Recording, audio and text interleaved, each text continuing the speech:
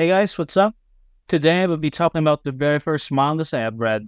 These are all manga that I consider to be ones that I started off with when first getting into it. And what I mean by first is that these are not the exact manga, but the first mangas in different genres. Say for example, like my first shonen manga, my first romance, my first horror. All those just to keep the list more broad so I don't have to talk about series that mostly have the same premise or story. Just to keep it more interesting. I don't want to talk about practically all shonen ones. By the way, these are all not in any particular order. I read these around the same time of each other, so there's not going to be that much of a difference. Now, before getting to the video, make sure you like, comment, and subscribe. Let's start off strong. My first seinen manga, Villain Saga. This was when the anime of Villain Saga was first announced and people were hyping up like crazy, saying it's like one of the big three of seinen. I got so curious and I just read the first few chapters out of the blue. I became a fan of it overnight. The way it depicts the warfare during the Viking era is written incredibly well. I've always loved the Viking aesthetic, and seeing it implemented in manga is phenomenal. And for anyone wondering why it wasn't Berserk, I explained myself with this video, so check it out when you have the time. No one can argue that the best character in Villain Saga is Ashgalad. He's such a great character that carried the story through and through. And even though the series pertains him to be the antagonist to Thorfinn,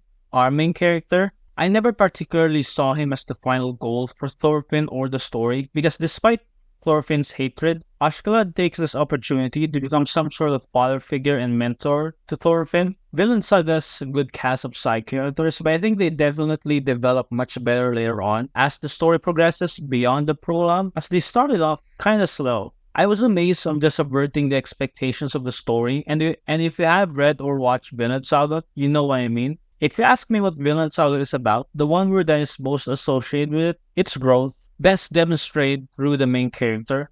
I've seen this type of progression before plenty of times, where the main character starts off as a brutal person, as a brutal and a dark person, and we slowly see them become more human over time. We have seen this with Guts from Berserk and Musashi from Vagabond. With a story like that, it has to be executed well to where that development is earned. So when the prologue ended, people got bored saying it was slow and didn't understand the change. But when growth is the key to a story, you just have to be patient and wait. Thorfinn's development throughout Vinland Saga is beautiful.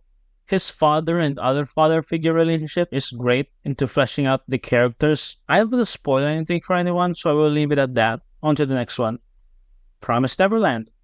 I first read the manga of this when I watched the first season of the anime. I loved what I saw and I know the manga won't disappoint. It's a psychological thriller manga with added mystery, a story that quickly reveals the dark undertones that it is hiding within the first chapters. I will try to be as vague as possible for what I'm going to say without spoiling anybody. With stories like these, it is expected that the characters are to be incredibly smart, following our three main characters, Emma, Norman, and Ray, living in an orphanage.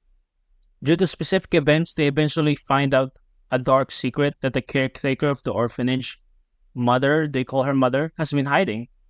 So the story leads from a mystery thriller to something of an escape heist type, finding out ways to escape the orphanage and find out more about the world beyond them. The story is engaging, as with many mysteries, when you find a single answer, more questions come up. Another remarkable part of Promised Neverland is the world building. The manga gradually expands its scope, revealing the world and the society that has been built. Slight spoiler, but as you would guess, there are demon-like creatures that exist in this unknown world they live in. So this unknown world grants even more of a mystery. The pacing of the story is actually quite well done in its first half. I never once think that a certain segment of the story where the plot seemed like it was rushing or slow. I think it executed the urgency of the characters and painted them in a way that describes the horror and the situations they're in. Now, even though it's one of my first mangas, it doesn't mean it's one of my favorites. Promised Neverland still has flaws in its story that I would consider it ruins it. The first half of the manga is very well done in its story of discovering the truth, but during the later and final arcs, the story became much more confusing and feeling rushed. I felt this after the Goldie Pond arc. If you know, you know. The introductions of new and current characters became underdeveloped, and the important and crucial events were stopped by Top no Jutsu. The psychological thriller that was built up extremely well was turned into an action manga, where I think a lot of people have read Promised Neverland would agree on my points here. The story just went downhill, and the ending felt really rushed. Plus, with Season 2 of the anime, people were excited for it, hoping that the anime may improve things. But nope, it became absolutely disappointing. Moving on. Here's one that may surprise y'all. My first romance manga, it's also a harem manga, is Nisekoi. I think at the time I decided to read Nisekoi because the manga app I have on my phone featured Nisekoi as one of the completed manga. So I was like, why not? I think Nisekoi actually has a well-written story. For the romance slash harem genre, I genuinely believe that Nisekoi also has a good cast of characters. The characters themselves are specific tropes that you will probably be already familiar with, but that is not always a bad thing if it was executed well, and Nisekoi does it great. To be fair, I have only read or watched a few harem and or romance manga and anime, and I am not exactly the type to overanalyze these types of series unless I want to. I haven't reread Nisekoi ever since I finished it, but I will try to express my thoughts and be honest about what I feel, so bear with me here.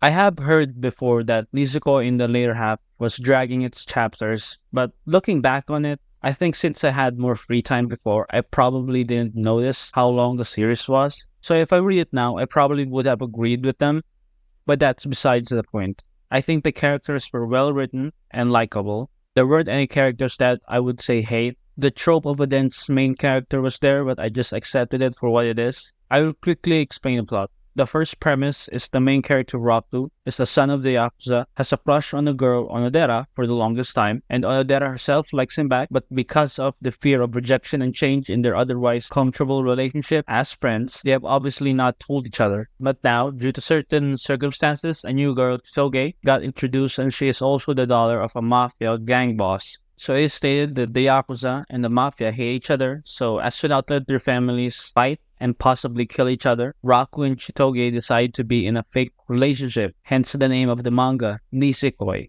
meaning fake love. For its time, the comedy aspect is very early 2010s, so I find it nostalgic in a way. Another thing to add about Raku is that he has a locket that during his childhood he made a promise to marry, so that's also a part of the story that we will eventually find out about. What's interesting is that every character that comes into Raku's life is that they each represent some form of different aspects of love, and that plays well into the characters and how they each develop as Raku became the catalyst for their feelings of love, but it also changed them as who they are. Despite portraying him as a dense main character in a harem manga, the story also portrays him as extremely kind, always there for his friends, and thoughtful, which adds value to him as to why he is the main character of a harem story. Last thing I would like to say about it, so people would be interested, is that the story takes inspiration from the basic idea of Romeo and Juliet. That's all I will say about the other characters though, since I don't want to spoil stuff. I might actually do a short separate video on Isekai, that's just how much I actually like it. Moving on. Now for something more horrifying, Uzumaki. I'm not a big fan of horror media in general, I just don't like jump scares. If it's gory, I don't care. I'm not bothered with that. That's fine. Just don't randomly jump scare me, please. And thankfully, I never really got scared with Uzumaki, just grossed out at times, especially the snail. Holy crap, that was gross. Anyways, it's a fantastic horror manga. It's very unsettling with how the town is slowly being overtaken by some sort of evil presence in the shape of spirals. And as each chapter goes on, the stories become more and more messed up and scary. And this essentially drives the characters spiraling out of control. See what I did there?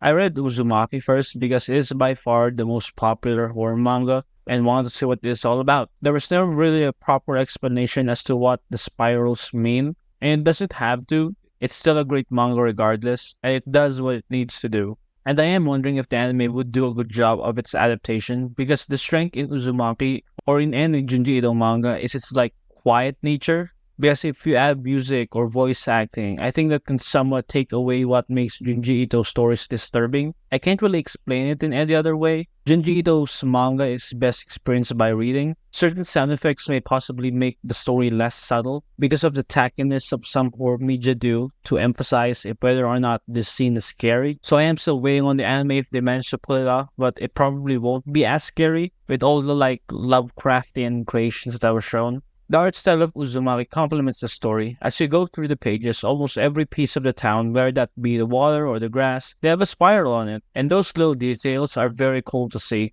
Anyways, read Junji Ito's Uzumaki. It's a great gateway manga if you are interested in the horror genre. Now for the last one. Next up is shonen. Okay, I did say genre earlier, and I know seinen and shonen are demographics, but I still think the ones I chose are different genres, so I will just continue on with it. I would be lying if I said this was my first shonen manga. It's not, it's my second. The reason being, I'm probably going to make a video about the first one, so I hope you guys would understand. So for the last one, it's One Piece. It may not be surprising, but nonetheless, I will talk about a quick summary of thoughts about it because many people have already read or watched One Piece, so I'll just share my feelings for it. I read One Piece knowing certain moments because I have watched the anime when I was younger, but I wasn't able to watch it in order, so I decided to not watch it at all. One Piece has solidified itself as the number one grossing manga, and for good reason. The way Oda was able to create a story with such incredible world building alongside incredible characters. I knew from the start that I was always going to enjoy One Piece, but I never realized how much I would get emotional to One Piece. I truly got invested in the story was during Arlong Park with Nami, and as each arc in the world being explored went on, it became better and better, revealing new journeys and foreshadowings into the future made it to a more worthwhile read. My favorite arc is War 7 slash Enies Lobby, I count them as one. My personal peak of One Piece is Robin's I Want to Live scene. That will always be the moment where One Piece was at its greatest for me, be it the manga or the anime. That moment will always be with me as my sign of why I love One Piece. The message of Soul to Robin about being known as being born alone in this world, which I connected to very emotionally, because that is something I dearly sympathize within my personal life, and for that I am a One Piece fan. So those have been my first mangas. Kinda generic, sure, but they are the reasons why I kept reading manga to this day, and each genre definitely foreshadowed my taste of stories. Some may not be the best, but they hold a special place in my heart for guiding me towards the exciting world of manga. Each series introduced me to different worlds and characters that left a lasting impression, shaping my preferences and broadening my horizons, teaching me lessons. They remind me of the joy and excitement I felt with every new volume, and they continue to inspire my love for manga. Thank you everyone for watching. If you like these types of videos, make sure to comment down and suggest some manga you want me to read. And don't forget to like and subscribe and turn on the notifications so you don't miss an upload. Peace out.